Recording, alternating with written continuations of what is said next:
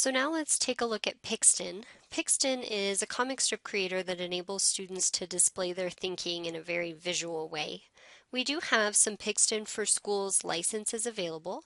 If you decide after playing around with it a little bit that you really like Pixton and you'll use it a few times this year with your students, go ahead and fill out the form linked here to get a Pixton for Schools account for your class. In the meantime, since we're just practicing, we'll use Pixton for fun. So to get there, go to bit.ly/psd Pixton. So because you are going to be using a Pixton for Fun account, your home page will look different. Mine logged me into my PSD account, and that's okay. The editing process is exactly the same.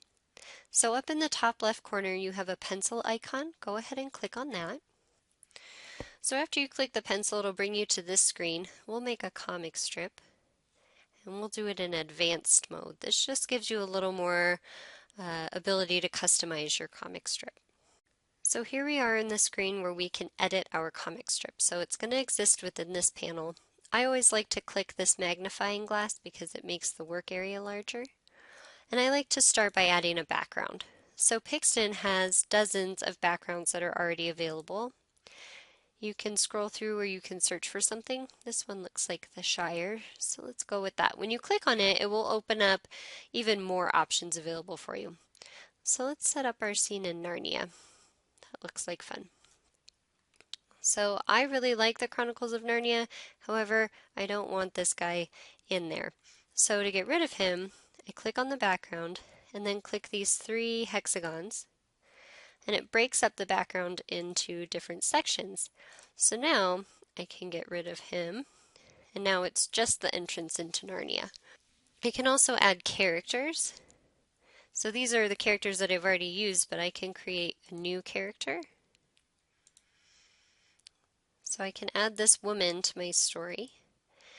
So it's one thing to keep in mind with Pixton is single clicking on an element within your panel opens up certain options. When you double click, it opens up different options. So I can change the position of my character. Maybe she's going to kick something.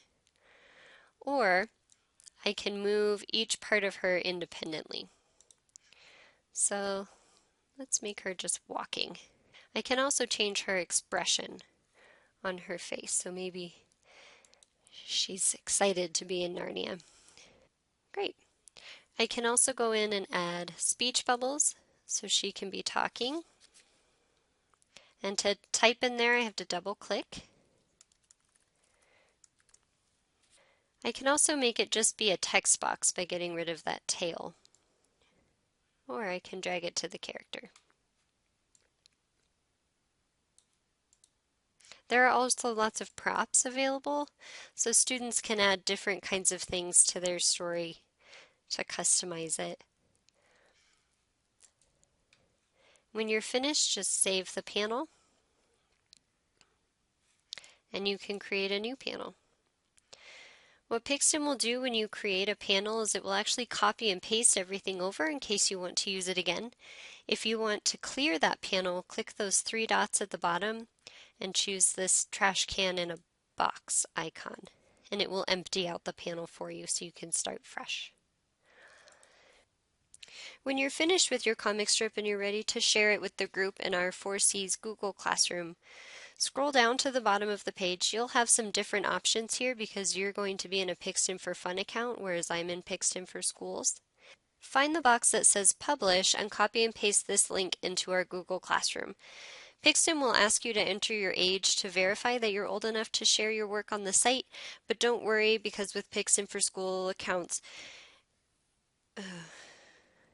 Pixton will ask you to enter your age to verify that you're old enough to share your work on the site.